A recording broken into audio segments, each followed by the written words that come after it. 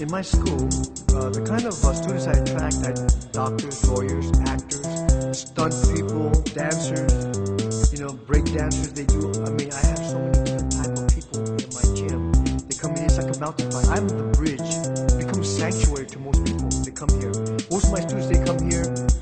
They get a chance to release anger, fear, frustration, anxiety. They get a chance to release all that. At the same time, they get a chance to really understand, on their journey on this earth, then how to deal. Instead of reacting, learning how to proact. Most people get fed physically. That's external stuff. Okay, but internal means how you perceive things mentally, how you deal with your anger, your fear, your frustration, your anxieties. How do you deal with them? And that's what the Breakfast Club is about, is learning how. In other words, everything under your bed, in your closet, when somebody puts a threat to you, comes up.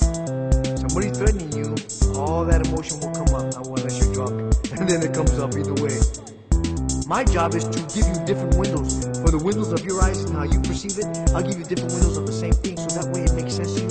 So you can move forward in your life, so you can recognize when somebody touches those nerves outside, you won't react to them because you already recognize them and you know how to deal with them. So it's a way of life. That's what Yukido-kan means. It means a way of life, and that's what I'm teaching them. Because being in the ring, you only last so long in there in the ring. The square jungle represents their home, represents their work, represents around their peers. It represents knowing how to deal with that energy that's around you. It's about really teaching them about themselves. It's a way of life. What I really would like to add to all the fans, that's actually watching this, that I would really like to say, hey, we didn't come here just to get married, have a family, have a dog and a boat, and that's, the journey is to really understand ourselves, understand about love. Because I don't care, love is not for free. Love you gotta earn, you gotta keep working on love to keep it going. And everything you do, if you don't do it for love, then it would disappear. You get tired. And I'm always a strong believer. Everything in moderation. Because if you love something or someone so much, it changes to needing, to want it, gotta have. And if it's not enough love, then it feels like I'm not good enough. You see, so there's gotta be a happy medium. In life is the same way. That's what I teach here. And for everybody that's watching this, if you can actually really understand, if you can't do it for love, then I guarantee you it won't last long. It has to be for the love of it. Everybody's looking for that peace of mind on this journey. And the peace of mind really has to start from you. And so I tell everybody that watches this interview, I'm telling you, when you go on this journey, do it for the love of it. That's all I can tell you. I am teaching stunt acting right now at the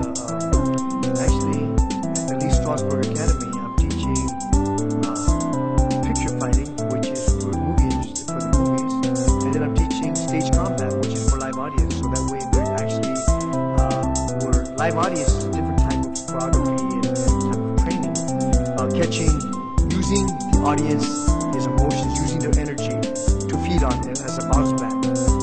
But when you're doing it on a camera, you're using the actor, or sometimes you're just looking in a camera and you're talking to all the people out there. So it's a lot more acting. So I'm doing both, and so far it's been really, really well. I have people from all over the world. I get a chance to actually teach them really all my experience that I've had for all my career, and I'm actually teaching them so they be able to act it out, the emotion that goes behind it. And so far it's been wonderful.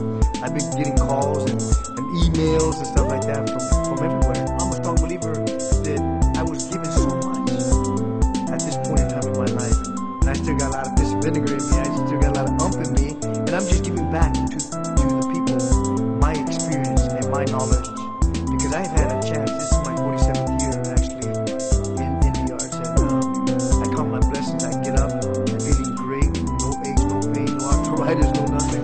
My head's not twitching. I can still understand myself. So I count my blessings. So far, so good. And I'm just giving back to the public. My father was a professional boxer. My mother was a professional wrestler. There's 9 black girls in my family. Did I have a choice? I don't know. I was, at the age of 5 years old, I was boxing Pee Wee division. And by the time I was was 7 years old, I was already starting Kempo Karate. And from there, I went to Shotokan, went into Lima Lama, went to Taekwondo, went into Judo, Aikido, Jiu-Jitsu. Then I started Sovat, and I just continued on. So it was something in my, I guess it was just in my blood.